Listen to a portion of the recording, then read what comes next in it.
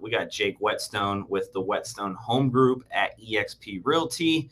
Also part of the eXp Military Network Leadership Group as well. I'm excited because, Jake, when did we first connect? 2 years ago? We connected at an NAEA boot camp.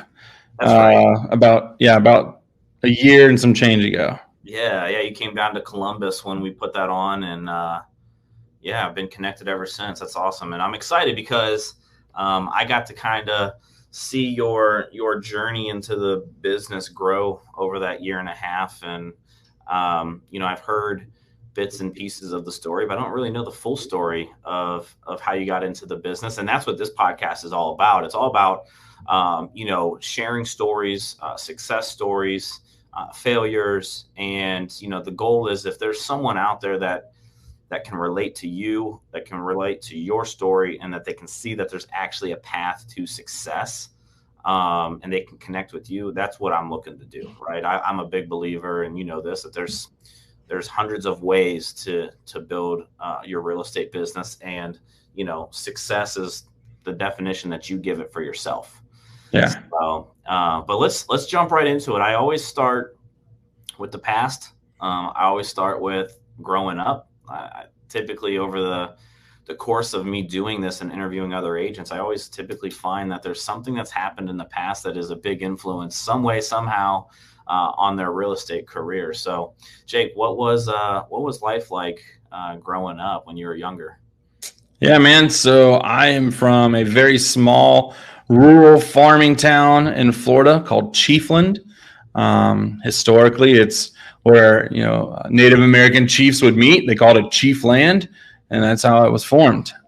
So growing up, very rural. A lot of small town stuff. Anybody who's been in a small town knows what I'm talking about. I played like 85 different sports because our high school was all of like 12 people. So I found my life, young adult life, quote unquote, or teenage life, playing sports, football, basketball, baseball, tennis at one point, track and field, weightlifting, you name it. We did it. So, so growing up very rural, and it's Florida. So, I'm surprised that you had that many sports. Oh man, listen, that was one thing. My school is very big on sports. There's nothing else to do in my hometown. Like there's a Walmart, and that was a giant improvement to my town. Other than that, there's nothing going on. So sports keeps the town running. Where at in Florida? What part? Yeah, so Gainesville, if anybody knows where Gainesville, home of the University of Florida Gators, is my team, my alma mater. We are about 35 minutes to the north, southeast, west of it, towards the Gulf of Mexico. Okay. All right, cool. So grew up playing sports, graduated high school. Were you always an entrepreneur when you were younger, or no? I was not always an entrepreneur. So high school, I graduated early from high school.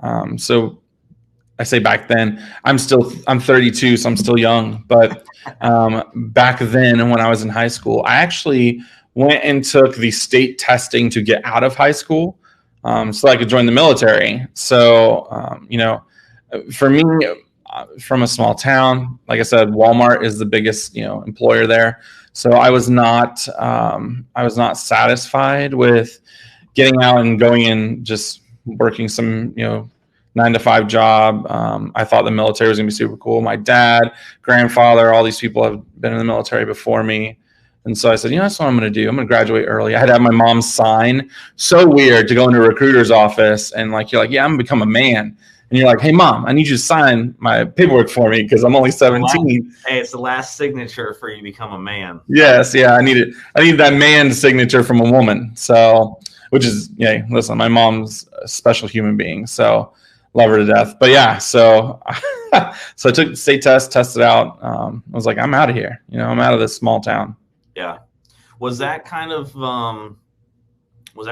the conversation your family had? Was military college, or like my parents, it wasn't like, oh, you have to go to the military or you have to go to college. Yeah. Kind of more of like implied, right? Like, Yeah. hey, these are, one of the two, right? I don't think they would have been upset if we just went straight into the workforce either. You know Yeah. what I mean? But it was kind of like, hey, if you're not really thinking college, my sister and I both went to college, and my brother, he went into the military, and so was that Yeah. kind of a conversation piece in your family, or?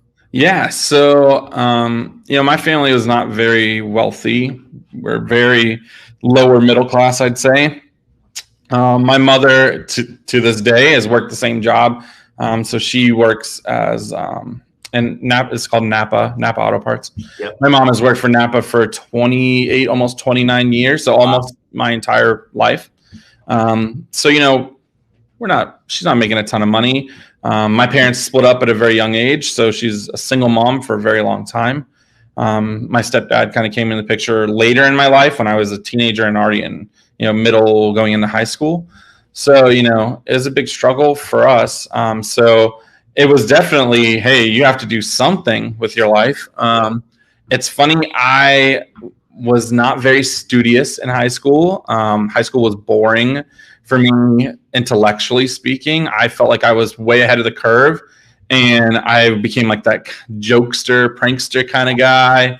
I looked really good in high school, so I was really skinny and fit, and I played sports, and I was the kicker for the football team, so the kicker is always the crazy guy. So for me, I was not worried about am I going to pass algebra? Am I going to pass geometry and all? For me, that was not an option. I was just going to go to work or do something with whatever menial task in my life. The military was a side thought. I had never thought about it as an entrance into life, right? Like how to get a job and all these other things. I just thought of it as, it's getting me out of Chiefland, so let's do it. I'm good. Mom, sign my paperwork. I'm out of here. So was never a primary thought. It was always a secondary. Yeah.